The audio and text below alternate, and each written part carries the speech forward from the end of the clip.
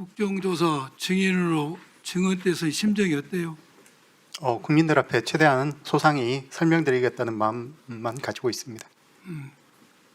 국민들 앞에 있는 그대로 증언을 하는 게 그나마 국민에 대한 예의를 다하는 길입니다. 예, 알고 있습니다. 일기 수사팀이 수사를 하면서 증인은 2기 수사팀인데 예, 예. 1기 수사팀을 하면서 예. 남욱의 자필 메모지를 압수를 했어. 거기에 일기 수사팀에서요? 1기팀에서 예. 어인도 알 겁니다. 거기에 메모지에 천화동인 1호 소유자가 김만배와 다른 분 이렇게 써졌었어요.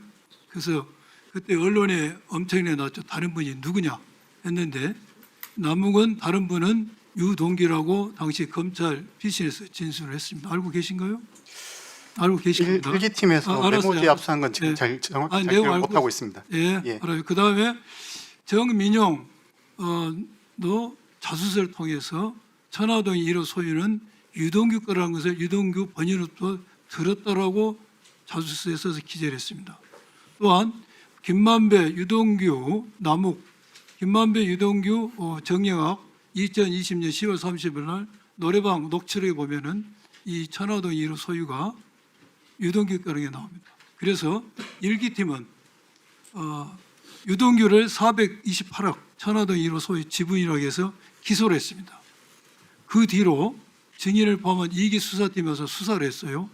그러면서 유동규, 남욱을 체포합니다. 남욱을 감금하고 그래서 거기에 대해서 별건을 고지하고 그럼으로써 유동규와 진술을 번복하지요. 2022년 12월 16일 날 조금 전에 김동학 의원님이 지금 신문한 것처럼 김만배가 김용 전징상에도 지분을 줬을지도 모른다고 이야기합니다. 거기에 따라서 남욱도 부합된 진술을 하죠. 이러한 변화가 있은 뒤에 김용을 기소를 합니다. 김용 기소는 증인이 했죠. 예, 저하고 아마 반부패 3부와 다 관련됐어요. 428억에 대해서 이렇게 기재가 됐습니다. 김용에 대해서 기소는 하지 않지만은 전제 사실에 적시가 됐습니다. 공소장에 천화동 1호의 소유자, 지분, 그다음에 구체적 방법에 대해서 김용, 정진상, 유동규가 공유했다. 이렇게 기재가 됩니다. 그다음에 조금 전에 다시 정진상을 기소합니다. 정진상 기소할 때는 더 구체화됩니다. 지분율이 구체적으로 나오고 금액도 구체적으로 나오고 또 이것을 어떻게 줄 것이냐 논의 과정을 적시하면서 여기에 처음으로 김용, 정진상, 유동규 지분의 이재명 측 지분이라는 표현이 공소장에 기재됩니다. 기억나실 겁니다. 그다음에 마지막 이재명 당대표를 기소할 때는 더 진전이 됩니다. 내용이. 그래서 천화동인 1호의 소유 지분, 구체적인 금액 이걸 어떻게 줄 것이냐를 방안을 김용, 정진상, 유동규가 공유하고 이것을 최종적으로 정진상을 통해서 이재명에게 보고하고 승인을 받았다고 공소장에 기재됐어요. 그렇게 썼죠. 공소장에. 예, 공소장에 그렇게 기재되어 있는 걸로 기억합니다. 네.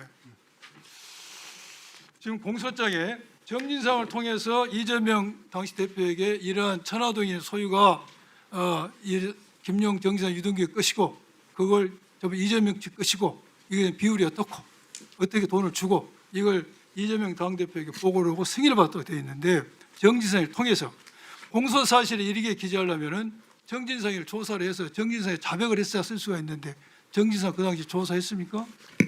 지금 그때 증거 관계는 정확히 기억나지 않고요. 저희가 그렇게 공소 사실 쓸 때는 관련 증거를 증인. 종합해서 쓴 걸로 기억하고 증인. 있습니다. 정진상을 통해서 보고했다고 써졌어. 그렇다면은 정진상을 조사해서 정진상이 그러한 진술을 하지 않는 한 공소장에 기재할 수 없어요. 지금 그 증거 관계를 이 자리에서 말씀드리기는 곤란하고요. 저희 증거 관계에 맞게 기소를 했습니다. 증인. 그러니까 정치검찰 이야기를 듣는 거야. 내가 듣고 있어요. 정진상을 통해서 보고했다고 돼 있어요. 최소한도 공소장 이를 쓰려면은 정진상을 조사해서 정진상이 인정 그런 진술을 해야 돼요. 이러니까 정치검사라는 말을 듣고 이재명을 잡아 죽이기 위해서 지금 공작을 하는 소설밖에 안 되는 거예요. 그렇지 않습니다. 그렇지 않다고 하겠지. 그렇지만 그걸 수사해본 사람은 그렇게 공소장 씁니까? 내가 증인보다 수사 더 많이 했어요. 내가 선배로서 하는 이야기예요. 어떻게 이런 공소장을 써요? 내가 다른 거 다 양보하더라도 정진상을 통해서 이재명에게 보고 있다는 내용이 들어는 정진상을 조사해서 정진상이가 내가 이재명에게 보고 있다는 사실을 자백하지 않는 그런 공소장을 쓸 수 없는 거예요. 왜 이런 공소장을 썼는가? 증인한테 듣고 싶지 않아. 내 말 들어요. 내 말 들어요. 좀 설명드릴 수 있는 기회를 설명 드릴 필요 없어요. 증인같이 수사를 하니까 우리 검찰이 이렇게 된 거야. 일반 사건에도 그렇게 공소장 씁니까? 직접 증거를 지금 정진상을 조사하고 그래 쓸 수가 있어요? 설명할 수 있는 기회를 조금 주시면. 증인의 설명을 드릴 필요가 없어요. 그러게 공소장 씁니까? 다른 사건에서도? 그게 검사의 태도예요? 정진상을 통해서 이재명에게 보고 승인받았다면 정진상을 조사를 해야지. 그 정진상이 그런 진술을 했을 때 가능한 것이지. 증인은 답변하지 말고 총장 권한대. 예. 내 질문에 어떻게 생각해요? 의원님 정진상 조사하지 않고 정진상이 이재명에게 보고 있다는 진술이 없는 상태에서 정진상을 통해서 이재명에게 보고 있다는 공소장 쓸 수 있습니까? 증거관계 검찰이 언제부터 이렇게 타락한 거야? 이따위로 수사하니까 검찰이 된 거 아니야? 그러고 나서 증인이 반성한 태도가 있는가 지금? 위원님 그렇지 않습니다. 그렇지 더 이상 듣기 싫어. 논리적으로 맞는 말씀. 아니 총장 권한대 이야기해 보세요. 대한민국 검찰이 지금 공소장 있다고 쓰나?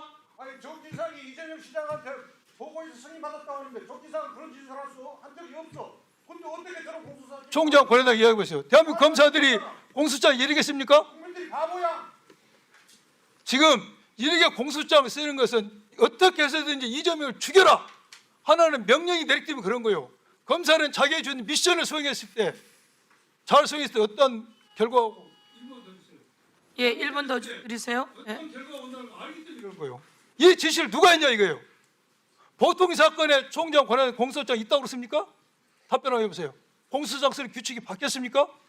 지금 의원님 내가 말씀하신 검 게 수사를 30년 가까이 했지만 이런 공소장 한 번도 써본 적이 없어요. 어떻게 정진상을 통해서 보고 있답니까? 이렇게 하면서 이재명 당대표는 그 당시에 엄청난 치명적 상처를 입은 거예요. 그럼 설명 좀 해보세요. 공소장 쓰는 규칙이 그렇게 바뀌었는지 말씀드려도 되겠습니까? 해보세요. 예.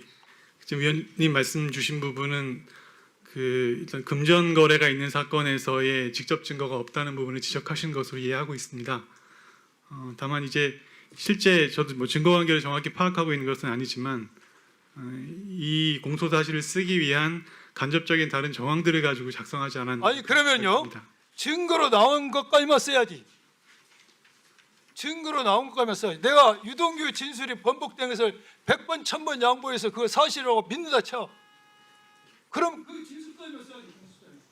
왜 참여를 하냐 이것이.